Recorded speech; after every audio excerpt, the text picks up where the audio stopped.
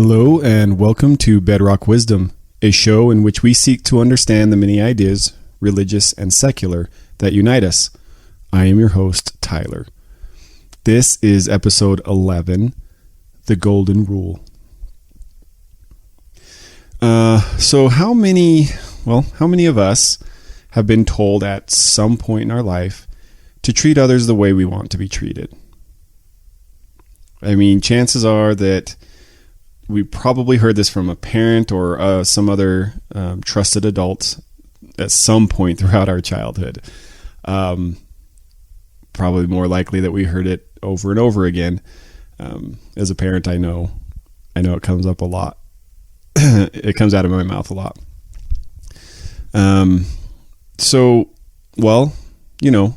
The idea, treat others the way you want to be treated, why does that come up so much? Well,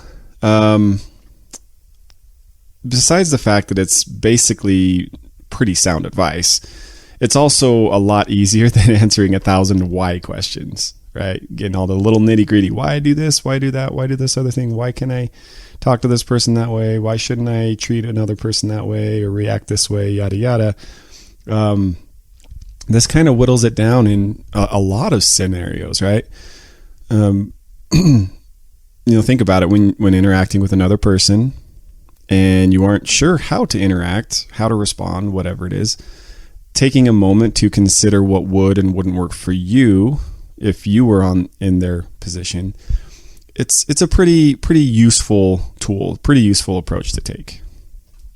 Now, I don't know if I'll call it a mistake, but I did try to do some research into philosophies on what we term as the golden rule, what we're talking about here.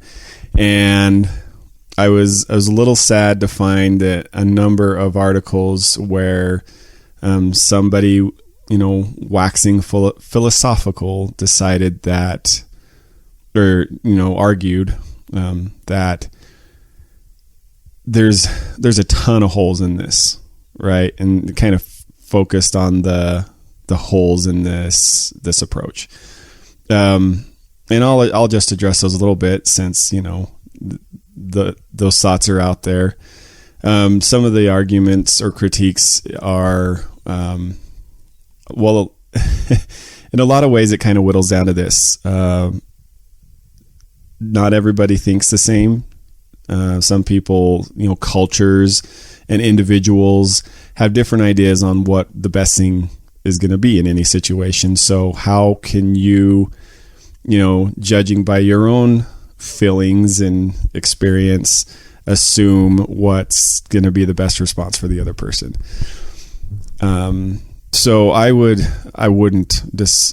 not disagree with that, but I would also point out that this works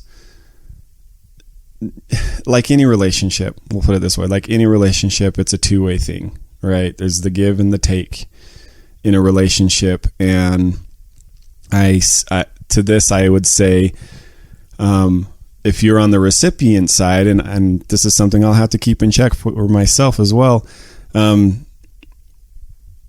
You may not appreciate what the other person has done personally, but I would challenge all of us to stop and think about, the intent, first of all, and think about the spirit of the gesture.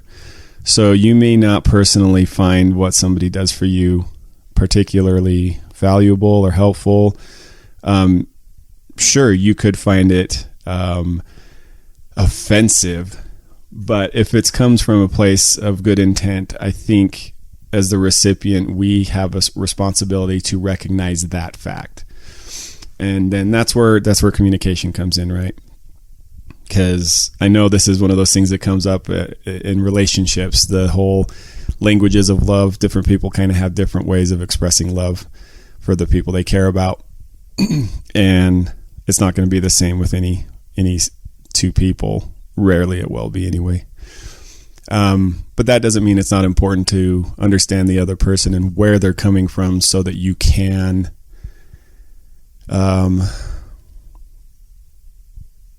you can recognize the efforts that they're putting in. So anyways, long tangent, but I thought it'd be worth mentioning because apparently there's a lot of philosophers out there that like, at least a handful that I came across that like to discuss this. That all being said, I still really want to talk about this idea of the golden rule for a couple of reasons. One reason is that this is really what kind of inspired me to start recording this podcast. I bought a print to put up on the wall as kind of like a, wall art, a while back. And it basically listed, it's titled The Golden Rule. And then it listed, about 8 or 9 iterations from different belief systems that address what's basically the same principle. Don't do something to someone else that you would not want them to do to you, or do, love others as you want people to love you, some variation on that. And it's amazing that this really intersects in just about every culture, every belief system, every doctrine. And so it's one of those kind of, bedrock ideas that just tends to crop up a lot. So anyways, that's kind of what inspired me to do this podcast in the first place. And I'd really like to talk about it now. I have that print. Like I said, there's like 7 or 8 different belief systems listed there. And then I went and did a little extra research on it. And I came across a website called goldenruleproject.org. And they have a page called Formulations. But essentially in that page, they are just collecting a database of all of the times where this teaching has come up in religious traditions specifically, but like also from writers, and just all over the place. And I found that, man, if I tried to address every single one, this would be an extremely long podcast. But I do want to just that being said, we'll just highlight a few. And, as we're talking about these, just consider, why you think this concept comes up as often as it does. So first is in Buddhism. I don't have background for everything. I kind of started looking into the backgrounds for these, but I don't have it for everything. But I do have it for the Buddhist idea here a little bit. So there is a book, a Buddhist text called the Udana or the Udana. And Varga, that part of the name, Varga, is essentially, it's like a brief statement, or sometimes it's translated as like an utterance, right? So it's kind of like a 1 or 2 sentence or, paragraph or whatever, concise thought that teaches a lesson.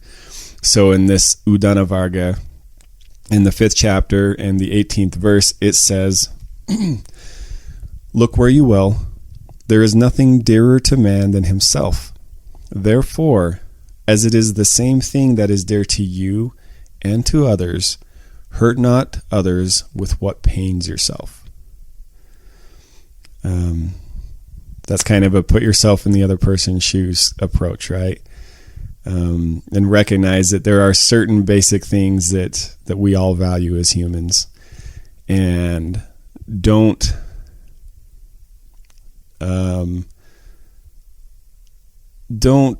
assault those particular values in another, right? Anyways, the next one is Christianity. This is the one I grew up with, I'm most familiar with, and probably a lot of us in the United States or anywhere in the Americas are probably most familiar with. it's okay. So I'm going to give a background here. So one of the predominant themes in what's called the four Gospels, they're the four books in the New Testament of the Bible that specifically talk about Jesus's life and teachings, uttered from his mouth, as opposed to people quoting, is the idea there. So the predominant theme in the four Gospels is that Jesus came to teach or present or offer a higher, quote unquote, law, or a new way to live life. So this is opposed to the much older law that's in the Old Testament, that's referred to as the law of Moses. And, there's one particular piece of this that kind of plays in here where the old law, it permitted a type of like a vengeance justice system. So somebody steals your calf, your cow, you get to take theirs back. If somebody hurts you in a certain way, you get to hurt them back in that way. There's the phrase is eye for an eye, tooth for a tooth that kind of come into this. And so when Jesus is teaching in one of the most iconic sermons, which is often referred to as the Sermon on the Mount, at one point he addresses how we should interact with those who we might consider to be our enemies. And during that part of the address, he says, "In everything then, do to others as you would have them do to you. For this is the essence of the law and the prophets." So that's kind of a change from eye for an eye, tooth for a tooth, where the focus isn't so much on making sure things are even, but it's more about how look inward and recognize how you treat others and see if that jives with how you would want to be treated as well. So anyway, a lot of background on that, but I think it's important to the context of the idea there. Another teaching comes from Hinduism, from one of the great Hindu writings called the Mahabharata. And I looked a little closer. I'd heard of the Mahabharata, even though I'm probably saying that completely wrong, a while ago. But I took a closer look, and it's part of the Hindu itihasas, which itihasas are like a sacred history. So you can look at it similar to the Bible. The Bible has a lot of historical stories and context in it as well. So this is kind of the Hindu version of that. And the Mahabharata is part of it. And what's incredible is that these writings, they're believed to have been completed, not started, not,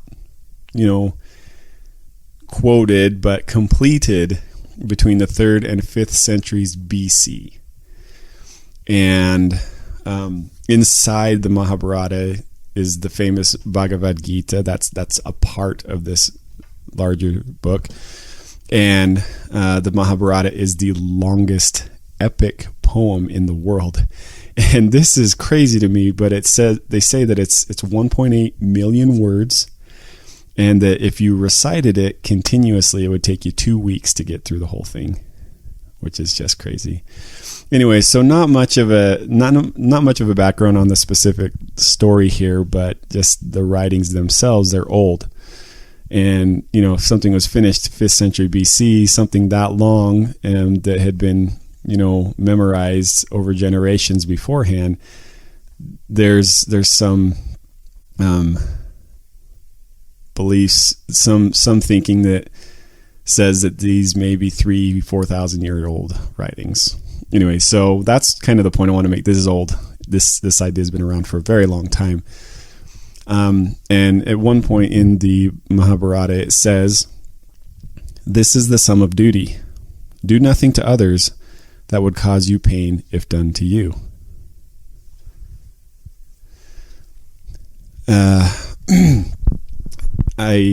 I won't go on the background of a whole bunch more of these, but I think they're absolutely worth mentioning here. In Islam, in An-Nawawi's 40th Hadith 13. I'm not exactly sure how all the referencing works in that, but it says, "None of you believes until he wishes for his brother what he wishes for himself." In the Jewish scripture, the Talmud, Shabbat 31a, says, "That which is hateful to you, do not do to your fellow." That is the whole Torah. The rest is commentary. I like that. I like the way that's put there. It's like, everything is based around this. That which is hateful to you, do not do to your fellow. Everything else kind of revolves around that, right? Our interactions with each other are insanely important. Okay, here's a quote from Chief Seattle. I'm assuming he was a Native American. He was a Native American chief, obviously. I'm assuming he lived in the Pacific Northwest, Chief Seattle. But he said, "Whatever befalls the earth befalls the sons of the earth. Man did not weave the web of life. He is merely a strand in it. Whatever he does to the web, he does to himself." That kind of rolls back around to the idea of interdependence that I talked about in another episode. We're all connected, and the way we treat others, it affects us. It may not affect us directly. It may affect others that we love. It may affect people, down our line, like our those that come after us. Just everything's connected. And if you keep that in mind, you don't put yourself on a completely different plane. You don't get stuck in the us, them, others, we, kind of tribal thinking. That should be an important factor in how you treat your fellow human. Another one is Sacred Earth. I believe this is a Wiccan group. They say, "Do as you will, as long as you harm no one," including yourself, I would add that caveat there. In Taoism, ancient China, in the Tao Te Ching, "The sage has no interest of his own, but takes the interests of the people as his own. He is kind to the kind. He is also kind to the unkind. For virtue is kind. He is faithful to the faithful. He is also faithful to the unfaithful. For virtue is faithful." Then we've got Shintoism. Now, Shintoism it's like the ancient. It's an old religious belief system that comes out of Japan, in which there's, and I hope I don't botch the explanation here, but there's like spirits that kind of inhabit everyday things. There's spirits that inhabit certain types of trees or certain mountains, or and it's not just natural things. Like it could be this building, or there's one I heard that that's the kind of the spirit beards, but just it's kind of this older belief system where the spirits are tied into all these different things. Anyways, not too necessary for the explanation here, but just found that very interesting. Anyways, in Shintoism, there's a teaching that says, "The heart of the person before you is a mirror. See there your own form."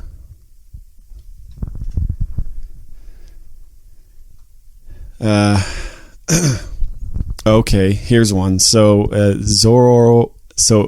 Zoroastrian or Zoroastrianism, is one of the oldest continuous religions on the earth today. That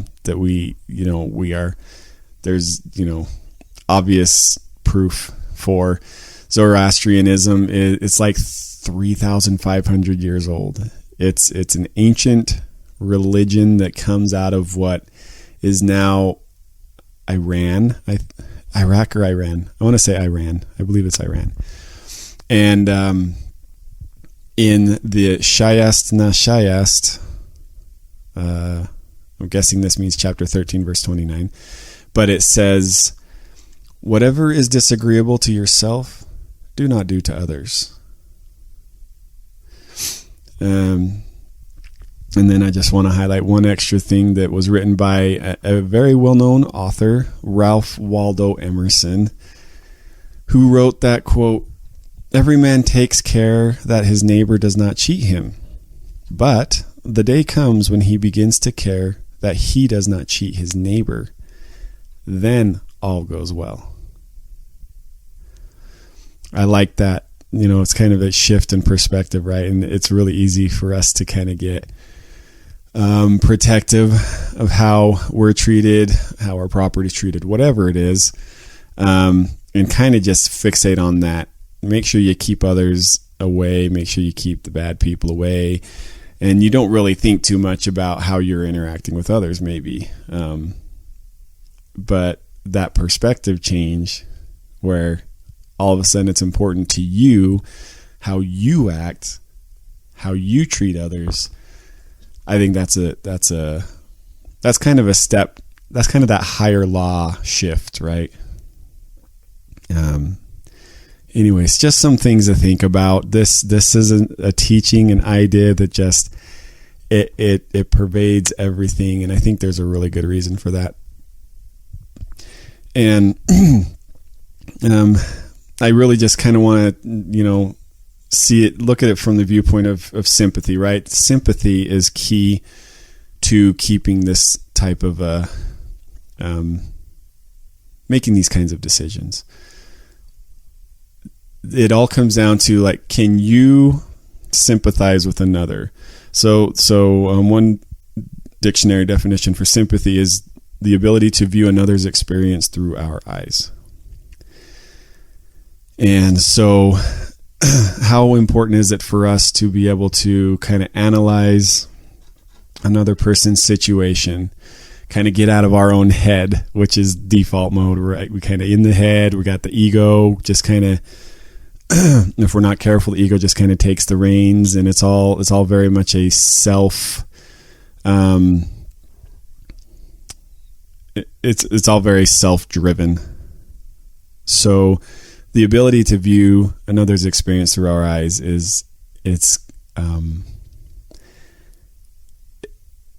it takes more work.